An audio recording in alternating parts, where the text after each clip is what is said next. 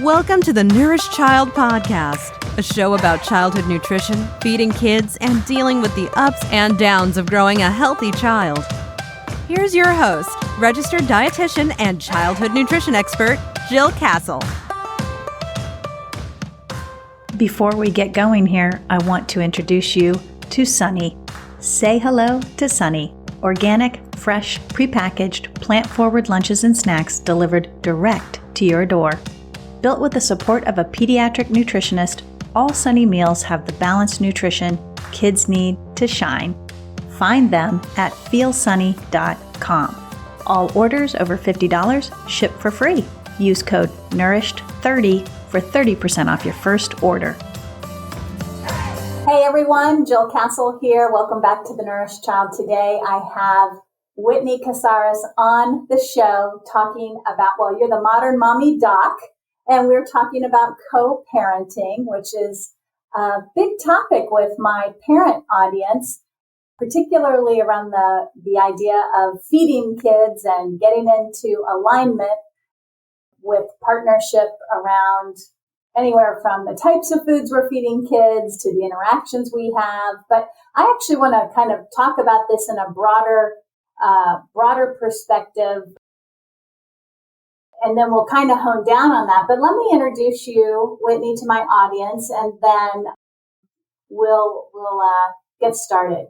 So Whitney's a private practice pediatrician, an AAP published author, podcast host, and a mom to two young girls in Portland, Oregon.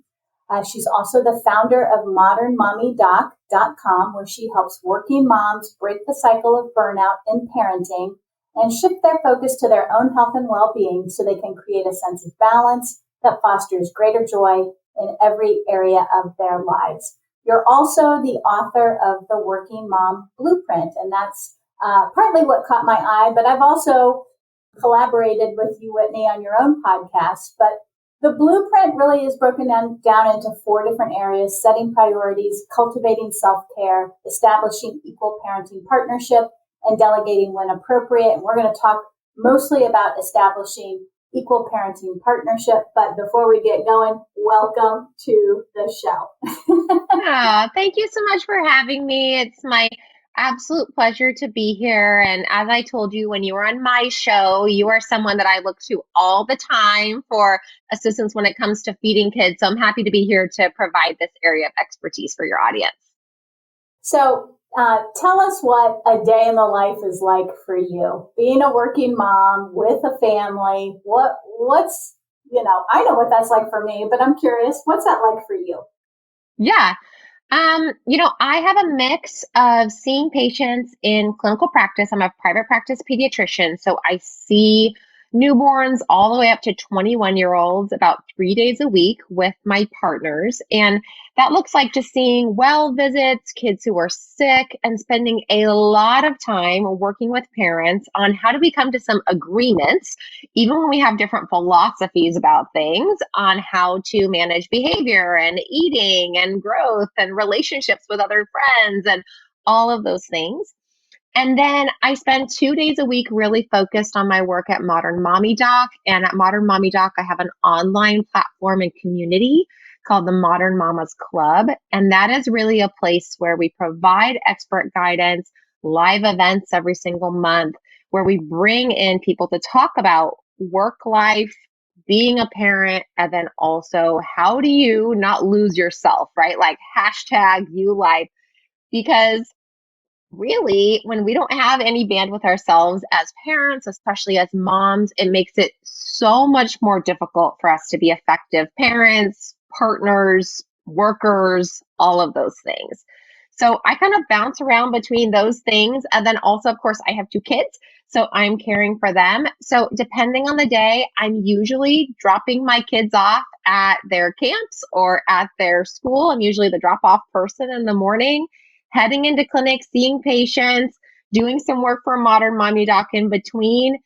At the end of the day, I'm a big exercise fan because I just know that that's my thing that keeps me alive and keeps me centered. So I love going to spin classes or doing yoga, or during the pandemic, doing all that at home, obviously. Yeah. And then I spend quality time with my kids. And people are always asking me as an individual, how do you do it all? It seems like you talk about not overstretching yourself, but you have a lot going on. And really at the crux of what I do is that I'm very intentional about what my vision is for my life, for my family, for my work pursuits. I know in 5 years kind of what I want my life to look like. What are the 5 pillars that matter most to me? Where do I want to place my time and my energy? And so I really hone in on making that what I say yes to every single day. And then everything else that kind of has to get done or that comes at me, that I'm either doing it with a ton of efficiency and kind of like selective mediocrity, or that I'm giving it away to somebody else to do, or I'm just straight out saying no, creating a boundary, or that I'm creating a really special, intentional place that works for me and my family. So that's kind of how my life looks every day. Yeah. Well, I can appreciate it. I guess I'm a modern mommy, not a doctor, but a dietitian. And, the work balance, I have always said that I don't feel like I ever have a work balance. It's a constant balancing act where you're kind of, I would say, shucking and jiving, trying to, sometimes what is that game where you're hitting the whack-a-mole? Whack-a-mole, exactly. And the other thing's popping up and you're like, okay, I gotta go take care of that. Now something else has come up. So it is a balancing act. And you said something, I think you said in around the self-care area, but selective mediocrity, I think is what you said. Selective mediocrity. Yeah. Let me dig into that for you and tell you what that means. So I got that from Denise Hamilton, who was on my show, who is at Watch Her Work. That's her organization. So you can follow her there. But she talked about just this idea of there are some things that you intentionally should not be giving 100% to.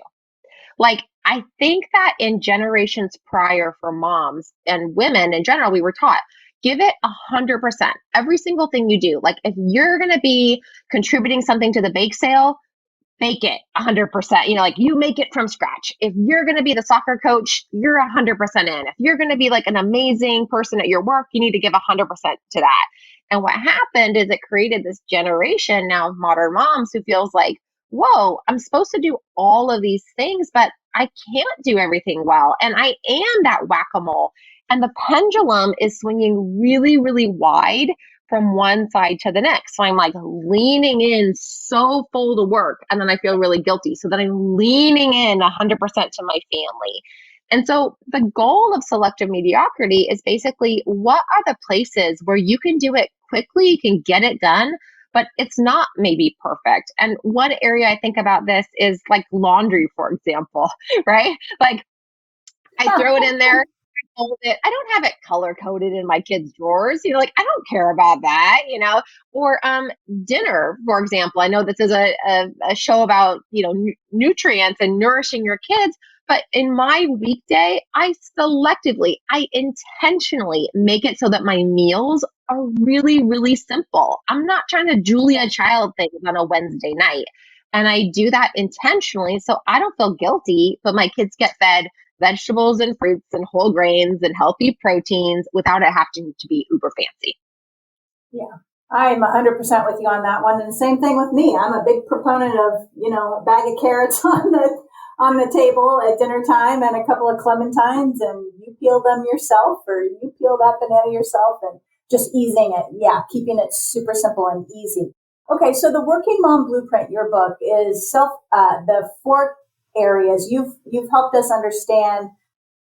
Cultivate self-care. You've helped us probably understand a subset segment of that. Can you kind of just go through quickly what you mean by set priorities, cultivate self-care, establish equal parenting, partnership, and delegate when appropriate? Just give us those highlights around that. Yeah, of course. So, in terms of self-care, the thing is, when I talked about having this vision for my life and like, what do I want it to be with my kids and with my partner, and what are those things that I care about? That's setting priorities. That's me deciding these are like the 5 things that are kind of non-negotiable. For me, they're establishing really strong connections with my kids, having great relationships with them. It's maintaining or developing health. So my mental health and also my physical health. It's financial freedom for me.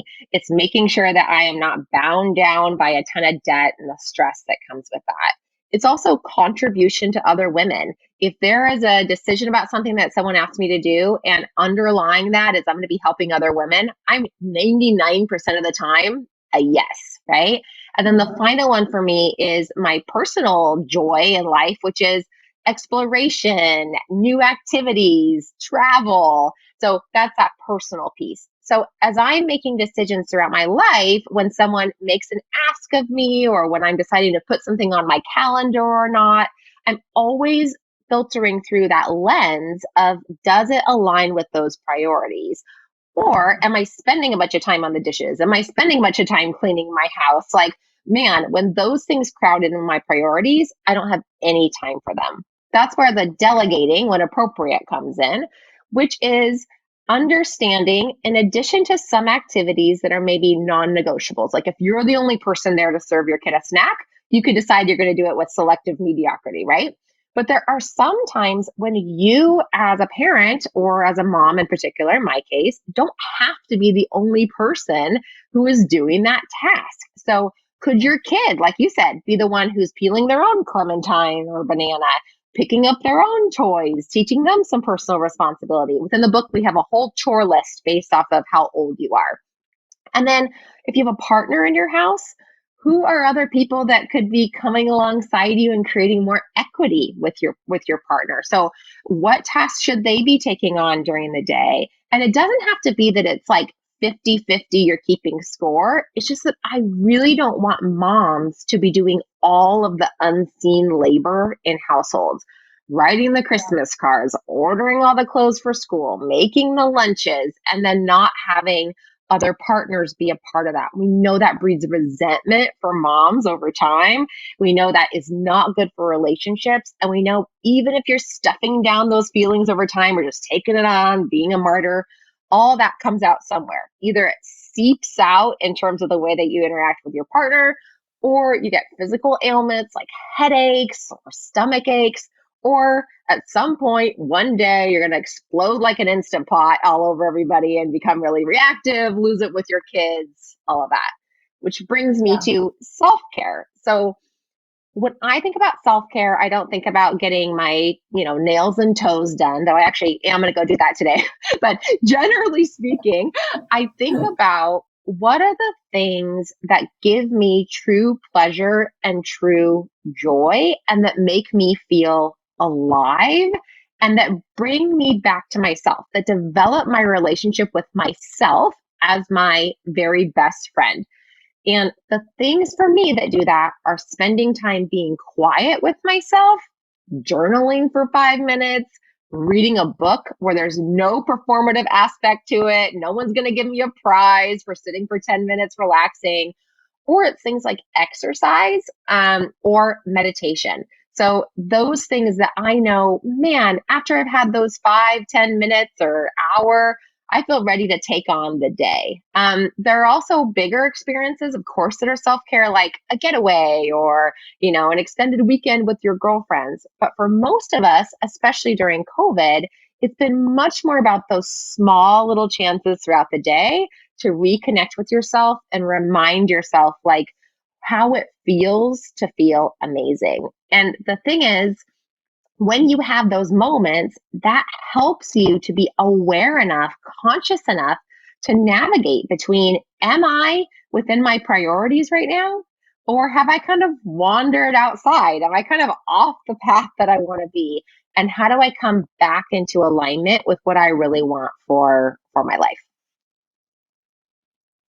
Yeah, I hear you on this. And I think part of my brain is like, yeah, I feel like I did that pretty well. And I encourage, other parents to do that. But then I also think about some of the moms out there in particular who might not have the job stability to be able to, get the support that they need to take care of their children while they're working, for example. So what advice do you have for working moms who might not have that balance yet and might feel constrained by the job demands, the number of, some moms are working more than one job. Some moms are single moms, and every mom deserves to feel that balance and feel amazing and everything. So when I think about those, moms in those situations, what kind of advice or feedback do you have for them?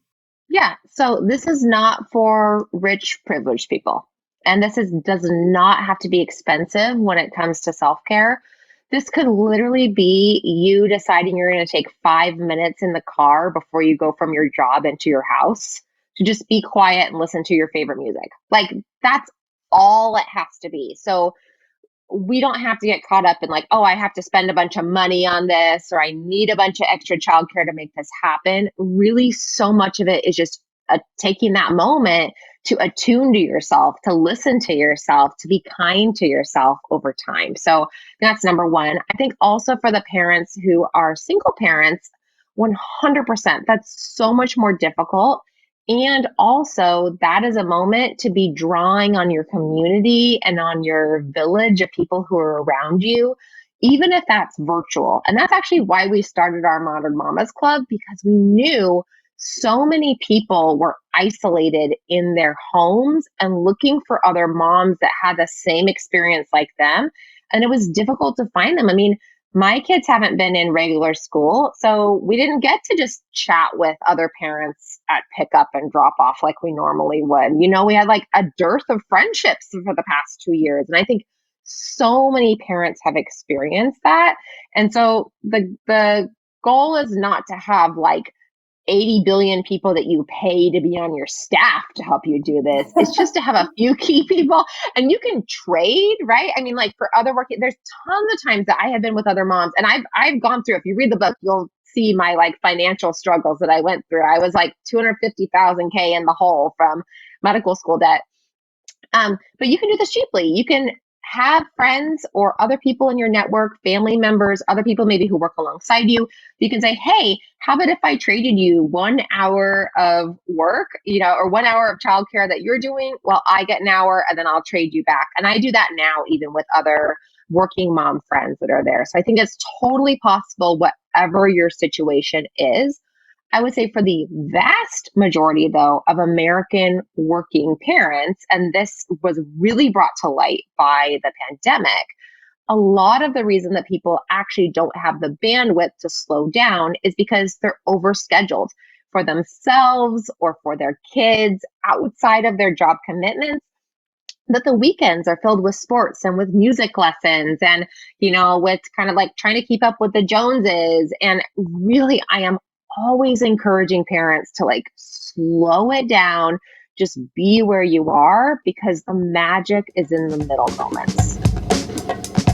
And here's a word from our sponsor. Sunny was started by 2 moms who simply couldn't find any nutritious, convenient grab-and-go options for their kids. In partnering with one of America's leading pediatric nutritionists, they built plant-forward, 100% organic snacks and lunches to meet busy families in their daily hustle. Whether it be from carpool to practices to picnics, Sunny connects convenience and nutrition to help kids shine from the inside out. You can find out more at feelsunny.com. All orders over $50 ship for free, and you can use code NOURISHED30 for 30% off your first order.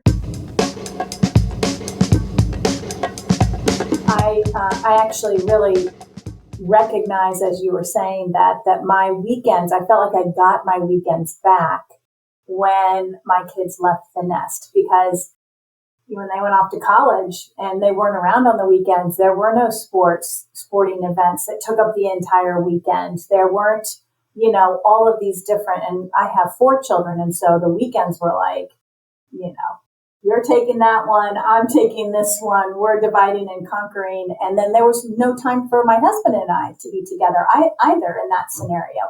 So the whole dual working parenting, co-parenting is quite a feat. And even so, I just was writing my newsletter this morning and I came across a statistic where moms are twice as responsible for the feeding of children. So the shopping, the grocery, the cooking, the cleaning up, the planning, the prepping, the packing, all of that stuff.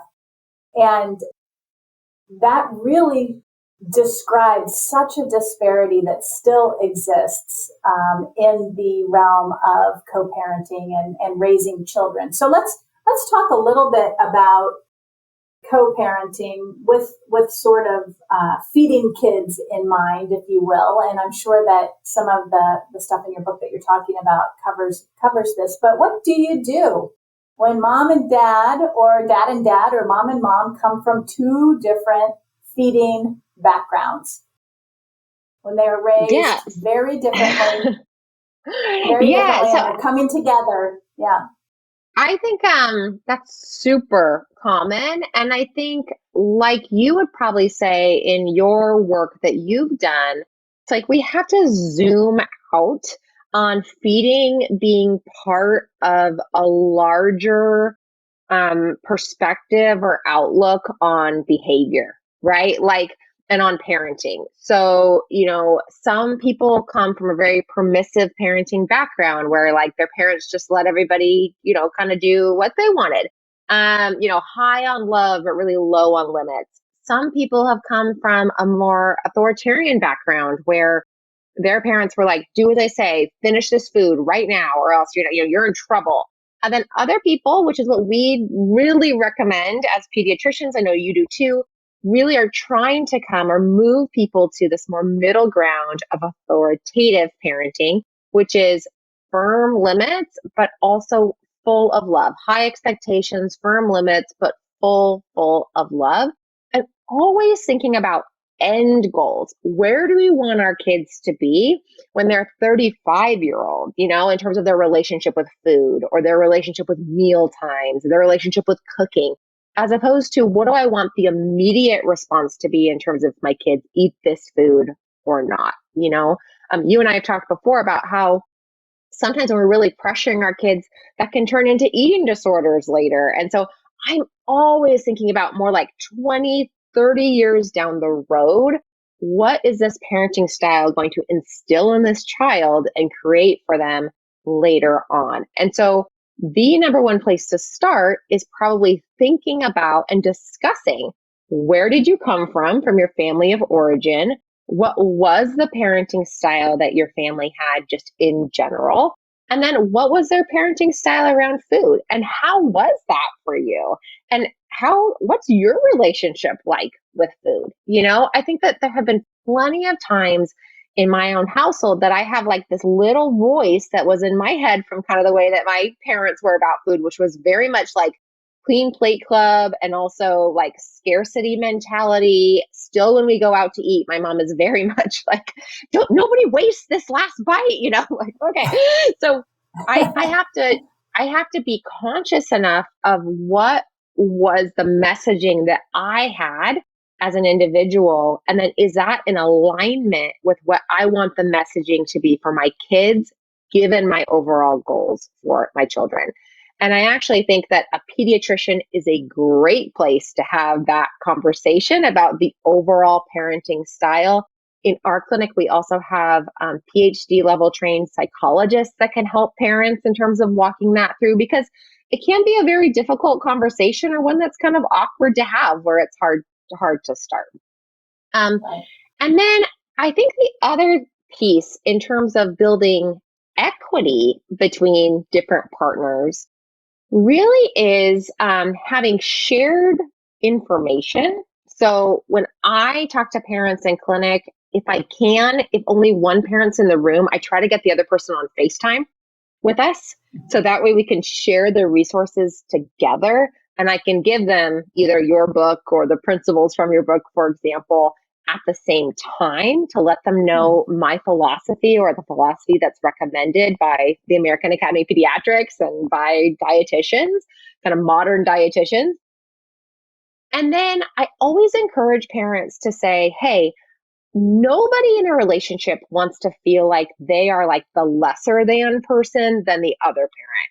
And the only way that you create parity in terms of you both feeling really confident as you go into feeding your kid, because this is an area that creates lots of triggering for parents, is for you both to have the equal amount of education on it. So if you're going to take a class or a course, if you're going to listen to podcasts, if you're going to read a book, both of you, as much as possible, getting that input from the same sources, so that then you both have a common understanding of like why you're doing the things you do.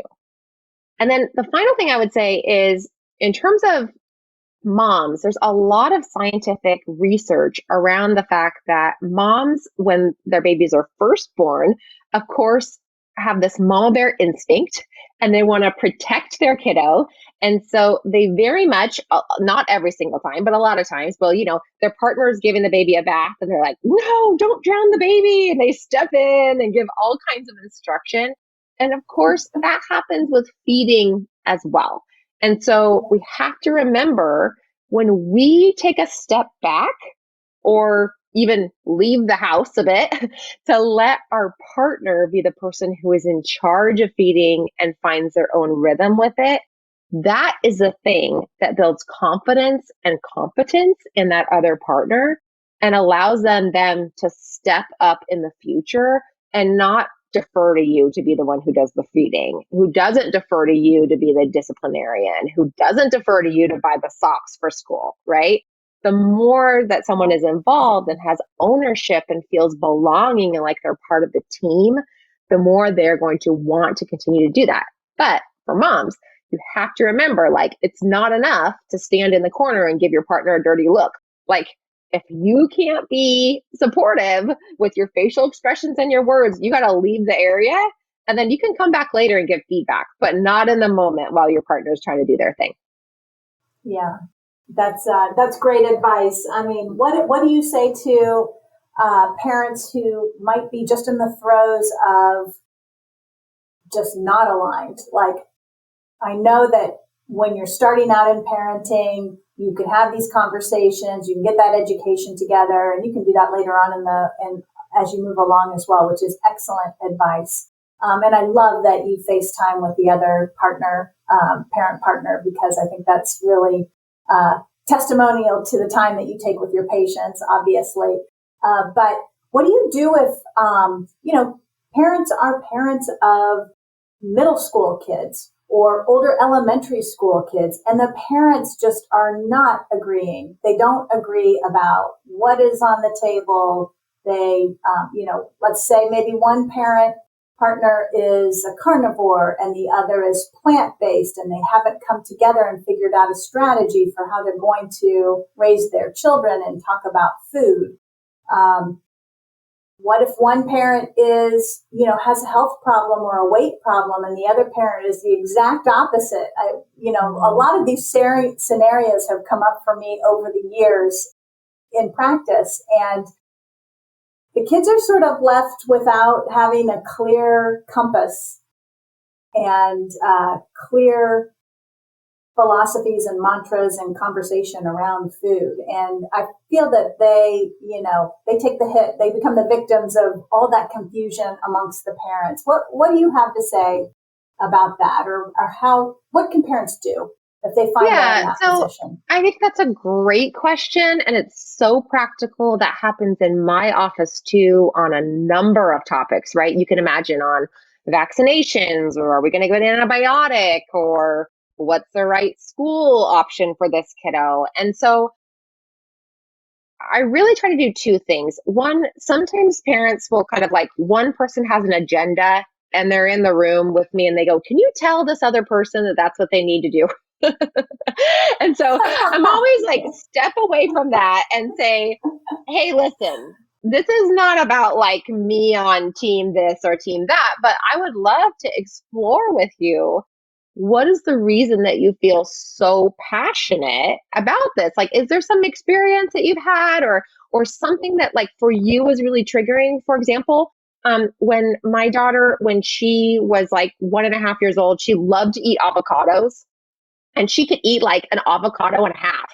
And I remember her pediatrician, who I love, but I think just didn't really like fully grasp the concept of like, she's going to be fine, was like, just so you know, like, this is when her fat cells develop and like they'll never go away. And so like, be careful, And I know from myself having some experiences when I was like 10, of my mom saying to me, like, watch out, this is when you're gonna like, if you don't like get it together now, you'll always be overweight. Like that came into my head. And so if I hadn't been able to be aware enough of that, I really could see how in a pediatrician office, if my other partner was there and we were on opposite sides, that would have really influenced the way that I would have like maybe clapped back at someone or fought someone else's way that they were trying to approach food. So I think understanding kind of what are those things that have happened for us. And as a pediatrician, and I'm sure as a dietitian, I'm always trying to take myself out of the center of it and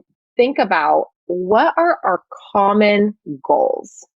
What are the things that you as parents care the most about for this child? And let's come up with some things that we can agree on together. Because you might not agree exactly on the way you're going to feed your child, but I bet you can agree that you want your child not to have heart disease. I bet you can agree that you want your child to be able to have the energy to participate in sports and the focus to be able to really pay attention in a school situation. I bet you want them to sleep well. I bet, all these things. And so I try to go at it from that perspective of what are the common values or goals in terms of outcomes. And then I try to go at it from what are the shared values that you have around the way you want your child to feel in your home. Like most parents don't want their kid to feel shamed in their home. Yeah. Most parents don't want their kids to feel bad about themselves. So without the child there, sometimes I'll also lead parents through like, can we come up with like 3 or 4 things that we can share that we always want your child to feel around food? We want them to feel safe. We don't want them to feel fear.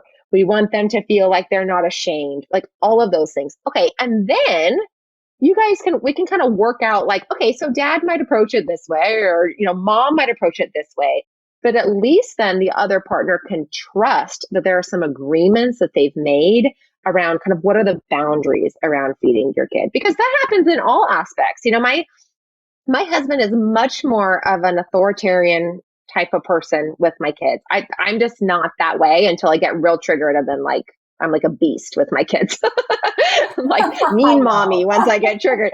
But so I have learned though that like, as long as you are not raising your voice, as long as you're not making some like physical gesture to them, even though I know you'd never hurt them, but as long as you're not like physically moving at them in a reactive way, as long as you're using words that aren't shaming or destructive to them, then I'm okay with you doing it differently than I would, because you're sharing that common goal that we both have of helping our kids to grow, to challenge them, but not to cause damage in the meantime. Yeah. Well, I mean, even, I think about my own, and my husband and I were just talking about this not too long ago. Our 4 kids are grown and mostly flown. We have still 2 in college still, but we were pretty aligned on feeding, and it was important to me, obviously, that we were aligned on feeding, but we come from very, very different backgrounds. He had, his mother was a baker, so there was no restriction on sweets and treats. There was just a lot of abundance in that area. Interestingly, my husband's not too crazy about sweets, which is kind of interesting. It had an opposite effect on him. And my parents were more, of the scarcity, clean your plate club, conditional feeding, do this, and you can then have that. Mm-hmm. And I knew I didn't want to be that way with our own kids. So we did have those conversations very early on. And I do believe it's super helpful for parents to align on the approach and sort of the philosophy around food. So that's, I think, is great advice. So as we wrap this up, how can parents get in touch with you? And I guess before that question, I'll revert to what do you really want parents to know, especially working moms, about doing it well, staying in balance as much as possible, and reaping the rewards of motherhood, because it's a once in a lifetime job, and me on the other end, I know how fast it goes. So Yeah. I think the biggest thing is, you know, don't wait until you're 80 to enjoy your life, right? Like, this is it. You're in it right now. And you deserve to have a life that feels satisfying, that feels like it's aligned, that feels like it's not constantly conflicted with that push and pull and like constant whack-a-mole. Of course, we all have some juggle and some whack-a-mole, but we don't want to, I mean, that's exhausting to all day long be in whack-a-mole mode. So the way that you figure out how to be in the zone more often, in that good zone, is that you think about what would you want it to be like in your, like, how would it feel? What would you be doing in your world that's really centered? And then you practice doing that now. And that 100% includes really having intentional conversations with your partner around food, but even more about parenting philosophy, so that then you can rest easier and delegate to your partner if you have one, so that you have more time for self-care and for your priorities and for all the things that really, really matter in your life. And it's totally possible to thrive, not just survive, even in early motherhood. I believe that to my core, because I've done it even in the midst of really hard times and with a really challenging child. And you can find me at modernmommydoc.com. You can find out way more about our Modern Mamas Club there. And I'm always hanging out on Instagram at Modern Mommy Doc. Awesome, Whitney. And I will include the links to your website and your book and all of that good stuff, your Instagram account, so that people can go follow you there as well. As always, it's so lovely to see you and hear your wisdom that you have for all the parents and professionals out there who are listening to this episode today. Thank you so much for coming on the show. Thank you for having me.